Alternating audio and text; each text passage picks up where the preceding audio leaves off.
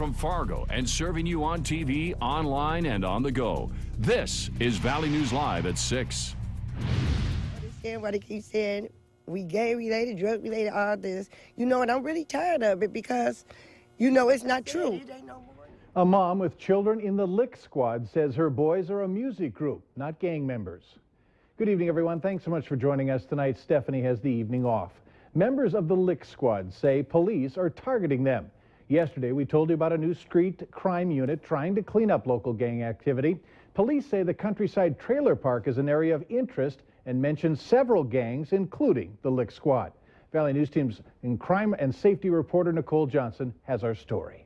Whether you believe it or not, it's just not true. Lick Squad is actually a rap group. A gang accusation came as a surprise to Carmen Berry. Her sons and nephew are part of the Lick Squad. Gang peoples don't go to school and graduate. You know what? My house is full of trophies and full of all kind of beautiful things that my boys have accomplished. Now, I would admit it's been a lot of crap going on here at this house, but no gang stuff. That's just not true. Fargo police say they have arrested members of the Lick Squad and used social media to confirm gang members. A lot of images that show up with drugs and money and guns and gang symbols and signs, and those are the things that we focus on. Those are the things that draw our attention and get us kind of going down an enforcement path. A path that led police to the Countryside Trailer Park in South Fargo, near where Barry and members of the Lick Squad live. And police say turf wars have begun. Oh, God. I'm hitting people and banging up the trailers and busting windows and stuff. But, there's other things, but I wouldn't talk about them. John Charles has lived here for 25 years. Charles and his neighbor, James Morris, agree all the crime reflects poorly on the whole community, saying it's only a few people causing all the problems. We had gunshots that were going off in the back over on the other street several different times. And it gets kind of scary. Police say they are targeting people based on their behavior, and only those committing crimes should worry. Something Barry disagrees with. Y'all believe what y'all want to believe. Go somewhere else and get them peoples, because not here. Nicole Johnson, Valley News Live. The Lick Squad is one of several gangs that police are keeping an eye on. We have a link to that list and more information about the street crime unit on our website, valleynewslive.com. That street crime unit was monitoring a hotel in South Fargo that led to a drug bust last night. 3 people were arrested. Antoine Coleman, Alonzo Gray, both from Detroit, Michigan, and Angela Migda of Moorhead are facing a variety of drug-related charges. Officers say they found a large amount of prescription hydrocodone pills in one of the rooms and more than $1,000 in cash. Investigators are now trying to determine if the suspects have any gang-related ties. Turning our attention now to the weather. Very nice and sunny out there. Let's see if these nice conditions will last into our Friday evening. Hutch? Well, it's been a fabulous flake-free Friday afternoon here in the valley. And taking a look at numbers across our nation, we see temperatures near 60 degrees for Fargo, but I want you to look down near Dallas and near Atlanta. Those will be the temperatures we're expecting as we head into the weekend. Hey, a nugget of weather information was shared today with my friends at Holly Elementary. We had career day there. It talked a lot about clouds and thunder and lightning, and well, we just had a good old time. And well, I got to tell you, you're going to have a good old time if you have a chance to get outdoors this weekend. Let's start with this evening's planner. If you're out and about, temperatures will cool off rather rapidly once we get to sunset, thanks to fairly dry conditions. Now, the weekend does promise to be warm, but we do have that chance of some greening showers, maybe a rumble of thunder in the planning forecast. Details in just a few moments. I wouldn't mind any greening showers. You showed my lawn over the last couple of days. Is it greening up nice? It could use a little water. Okay. All right, thanks. A well-known salon has announced plans to build at a new location in Fargo. Hair Success Salons and Day Spas will be opening a brand new facility near the corner of 32nd Avenue South and 45th Street South. The plans are to be open in the fall of 2016. The Hair Success Salon in North Fargo will be closing this summer. The new location has been in the works for a couple of years, and tonight on Valley News Live 10 at 10, how this move will be part of an even bigger development in that same area. Steps are being taken on Capitol Hill to protect children from detergent packet poisoning. 5 years ago, a toddler from Hitterdall, Minnesota, was hospitalized for ingesting a Tide detergent pod.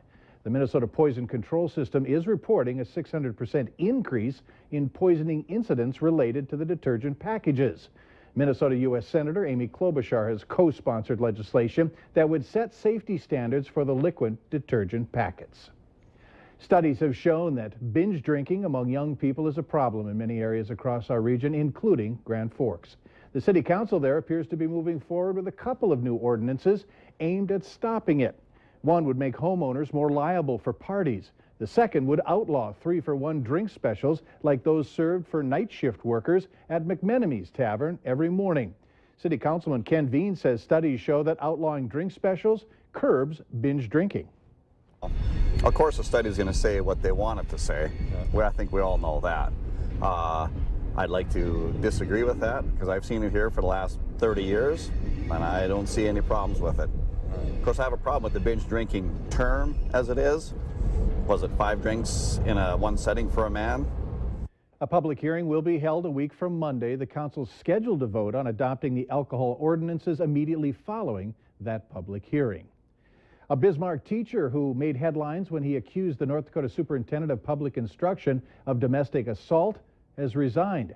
Todd Kochik resigned last night for what described by the school district as personal reasons. Chosik was suspended on Tuesday for calling a radio talk show during his workday. He had not returned to work since February. In February, he stepped down Tuesday. It was back in February. Police said that Kirsten Basler and he had thrown a glass jar, struck him in the face. Basler was arrested and charged with simple assault, but those charges were later dropped.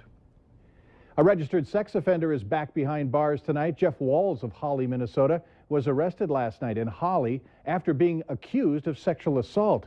He has a criminal past, sexual assault in the 3rd degree, failing to register as a sex offender, and giving alcohol to someone under the age of 21. It's Friday, so it's time to take a look at this week's Valley's Most Wanted. Police say Joseph Michael Canellis is wanted for robbery and felony probation violation. He stands 5 feet 5 inches tall and he weighs 180 pounds. Call your local law enforcement if you have any information on his whereabouts. And if you need help uncovering fraud or corruption in your community, call our whistleblower hotline. We'll do our best to get to the bottom of it. The phone number is on your screen, 701-237-6576. Call that number and leave your tip. A member of our investigative team will get on the case and go to work to expose the truth. If you're like a lot of parents, your kids pretty much know how technically tuned in they are compared to you. And it's that kind of stuff that brought more than 200 young people to the Microsoft campus in Fargo today. It's the first ever Technology of Tomorrow Day for 3rd through 6th graders from around our area. The idea was to expose young people not only to what's out there, but to show them how the latest gizmos can offer them career opportunities, some of them right here in their own backyards. The Technology of Tomorrow Day program is part of Marketplace for Kids. The spirit of giving and helping others, it's very much alive and very much well in a 7th grader. Her name is Lauren Knoll. Knoll today accepted the Prudential Spirit of the Community Award from North Dakota First Lady Betsy Dalrymple. Knoll is the state's top middle-level youth volunteer. Among other things, she gives of her time at her church, at Churches United for the Homeless, and has hosted a lemonade stand to raise money for people in need. I've learned that it's not all about me, that the world's it's a really big world out there, and sometimes we get all self-consumed about ourselves, when it's really about all those people out there. Knoll is getting an all-expenses-paid trip to Washington, D.C. for national recognition events. She's also getting an engraved medallion and $1,000. Remember to like Valley News Live on Facebook. You can follow the latest news, weather, and breaking news updates anytime on your feed. Just search Valley News Live, like our page, and you'll stay informed throughout the entire day. Later on Valley News Live at 6, there's a new coffee shop in town. I'll spill the beans on it. All right, and speaking of the weather, it looks like some beautiful temperatures are on the way. 50s this evening, 70s before the weekend ends. I'll have details on some rain chances as well coming up next.